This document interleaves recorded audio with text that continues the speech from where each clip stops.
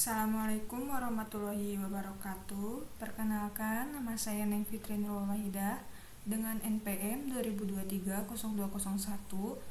dari Prodi Sistem Informasi C, Universitas Cipasung, Tasikmalaya. Di sini saya akan menjelaskan tentang dasar sistem operasi, yaitu laporan perbandingan sistem operasi Windows, Linux, dan Android.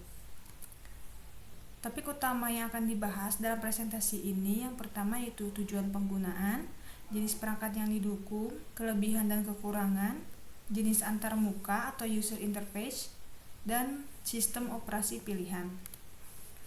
Untuk pembahasan yang pertama yaitu tujuan penggunaan.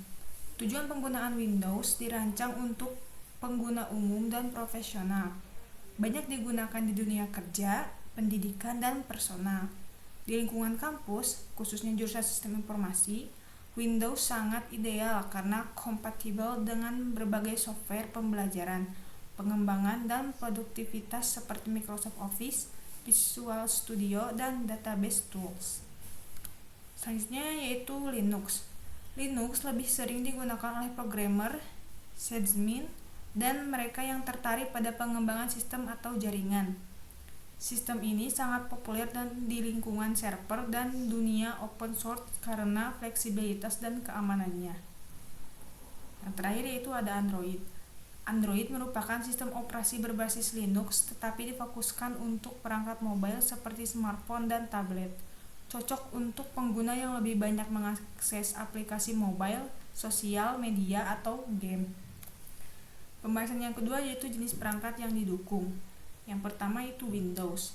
Windows umumnya digunakan di perangkat desktop, laptop, dan beberapa tablet seperti Microsoft Surface, cocok untuk kebutuhan multitasking dan pemrograman. Yang kedua yaitu Linux, dapat diinstal di berbagai perangkat dari PC, server, hingga mini komputer seperti Raspberry Pi. Fleksibel dan ringan untuk berbagai jenis hardware. Yang terakhir ada Android. Android dirancang khusus untuk perangkat mobile seperti smartphone dan tablet. Meskipun ada versi khusus untuk TV dan wearable, penggunaannya terbatas untuk aplikasi mobile. Pembahasan yang ketiga yaitu kelebihan dan kekurangan. Yang pertama yaitu kelebihan dan kekurangan Windows. Kelebihan Windows adalah kompatibel dengan berbagai aplikasi komersial. Antarmuka mudah digunakan bahkan oleh pemula. Dan yang selanjutnya banyak digunakan di dunia industri dan pendidikan. Kekurangannya yaitu berbayar atau licensed, meskipun kampus kadang menyediakan secara gratis. Yang kedua yaitu konsumsi sumber daya yang cukup besar. Yang kedua yaitu kelebihan Linux dan kekurangan Linux. Yang pertama kelebihan. Kelebihan yang pertama gratis dan open source. Kedua, ringan, stabil, dan aman dari virus. Yang ketiga, banyak pilihan distribusi distro sesuai kebutuhan. Kekurangannya, butuh pemahaman teknis lebih. Yang kedua, ada beberapa aplikasi populer tidak tersedia atau harus dijalankan melalui emulator. Yang ketiga yaitu ada kelebihan dan kekurangan Android. Kelebihan yang pertama yaitu ramah pengguna mobile. Aplikasi banyak tersedia di Play Store, jadi mempermudah para user untuk mendownloadnya. Ketiga itu ringan dan cepat dan bisa dibawa kemana aja. Yang kedua yaitu kekurangannya kurang mendukung produktivitas dan pemrograman tingkat lanjut, sering nge-lag.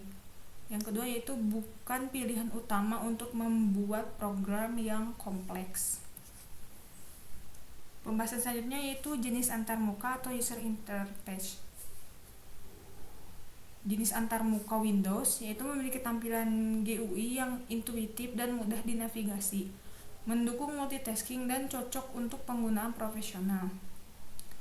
Yang kedua yaitu Linux, bervariasi tergantung distro yang digunakan. Ada yang GUI, ada yang juga berbasis CLI, Command Line Interface, untuk pengguna tingkat lanjut. Yang ketiga yaitu ada Android, antarmuka, touchscreen yang dirancang untuk kemudahan akses di layar kecil. Interaksi lebih ke arah sentuhan, swipe, dan tap. Sistem operasi pilihan yang saya pilih yaitu Windows. Setelah mempertimbangkan semua aspek di atas, saya memilih Windows sebagai sistem operasi utama yang digunakan untuk membuat program maupun tugas kuliah.